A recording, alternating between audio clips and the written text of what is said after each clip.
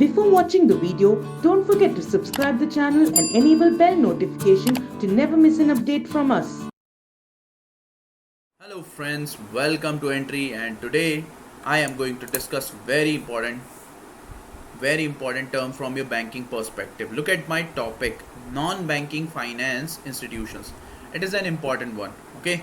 And you know why it is important, because if you are going to give your mains examination, you will find these kind of terms over there in your question, and they will keep asking you about this thing, so they will get to know about your knowledge in terms of banking perspective, okay? Banking terminology, what, why. Look, the calculation and the reasoning part is the different thing, okay? But you have to know about the banking structure as well, and for that you have to know some terms which is related with the banking examination. And we can clearly see the term here is non-banking finance institutions. So what is this non-banking finance institutions, and why we need that kind of institutions? So let's go and let's have a look at this topic. Here, first of all, you should note down that, let me give you a brief idea so you will have a clear information. A non-banking finance institution or non-bank financial company, which is known as NBFCs, okay, is a financial institution that does not have a full banking license. So it doesn't have a full banking license which relates with all the permissions, but they will be restricted with certain permissions, or is not supervised by a national or international banking regulatory agency. NBFI facilitate bank related financial services such as investment, risk pooling, contractual saving, market brokering, okay? So they organize these things, okay? Examples of these include insurance firms. I'll get to know in the later part, but first you need to know about the non-banking financial institutions criteria. Pawn shops, okay, where you can go there and have opened its account.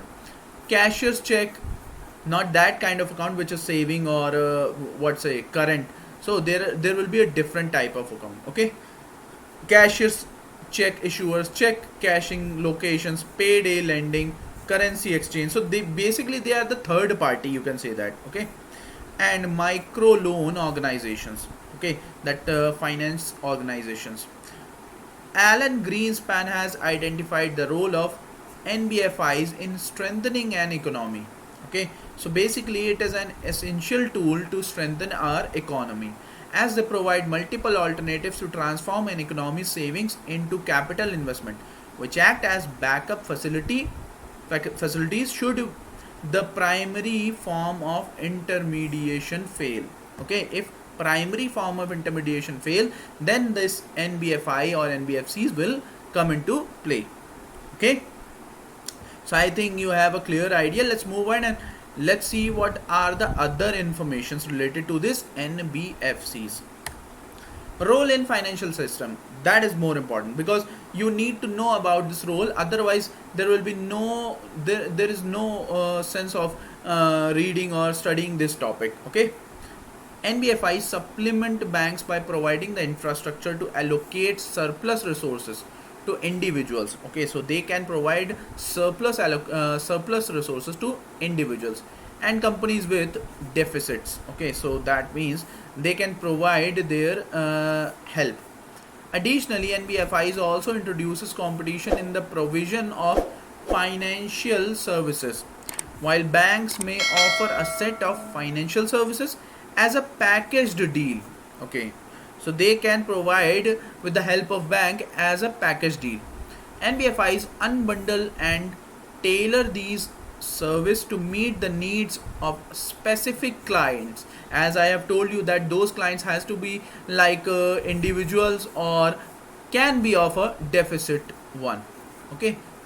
So you can give them the needs. Additionally, the individual NBFIs may specialize in one particular sector. So they can be in one particular sector where they will be providing their facilities for the particular segment, and develop an informational advantage, okay?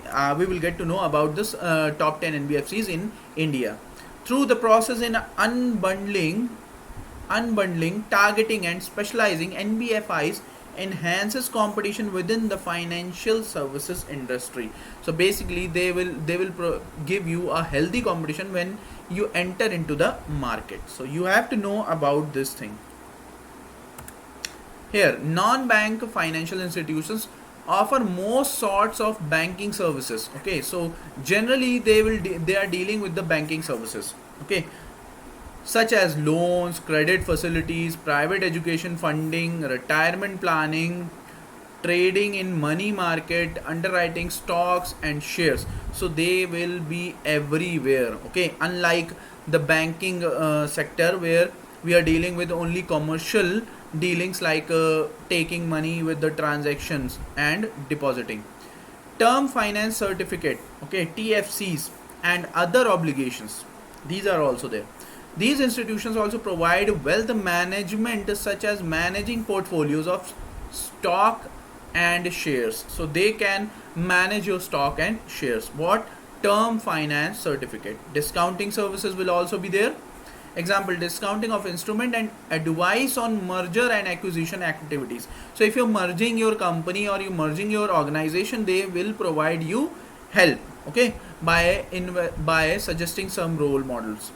The number of non-banking financial companies has expanded greatly in the last several years. So you can say in the previous 5 to 10 years we have seen several non-banking finance companies have arrived in India, in fact in abroad as well. As venture capital companies, retail and industrial companies have entered the lending business. Non-bank institutions also frequently support investments in property and prepare feasibility, market or industry studies for companies. However, they are typically not allowed to take deposits from the general public. So they cannot behave like a commercial bank, okay?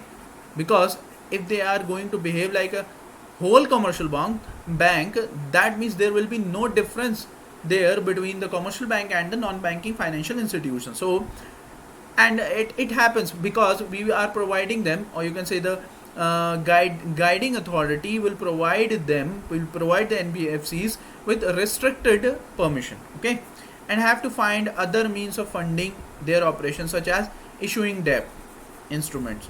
NBFCs are neither providing the checkbook nor saving account or current account. As I have told you in the previous way, it only takes fixed deposit. Okay, so I have told you that you can open your account, but in terms of fixed deposit or time deposit. Okay, so there will be a certain limit for a deposit.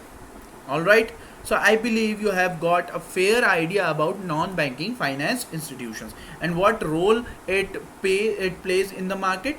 Okay, so let's go ahead and let's have a look at the top 10 NBFCs in India. Look at this. Power Finance Corporation. Obviously, it deals with the what? It deals with power sector. Okay, Shriram. It is the most known transport finance company. Okay, it provides loans to transport sector. All right, like you are going to purchase a bike, and if you're going to purchase a bike, you don't have that money. You don't have the whole money. Then what you can do? You will put some down payment, and then your EMI will start. So in which organization they are going to include you to pay the EMI? Okay, so these are the organizations like Shriram Transport Finance Company Limited. Okay, if you take a bike, if you purchase a bike in finance model through finance, that means you will some company will also be included in the finance model. Bajaj Finance Limited. So these are the two leading finance transport finance companies.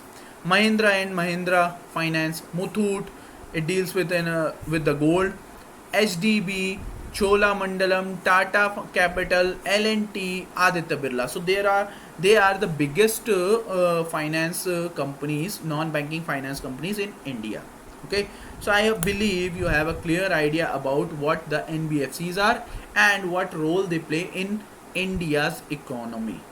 All right, So that's it from my side, guys. I hope you enjoyed the session. If you like it, share, comment, and subscribe our YouTube channel. And you can go there and purchase our video courses and test series. All the things will be available on Entry app. Okay, till then, thank you. Stay with Entry.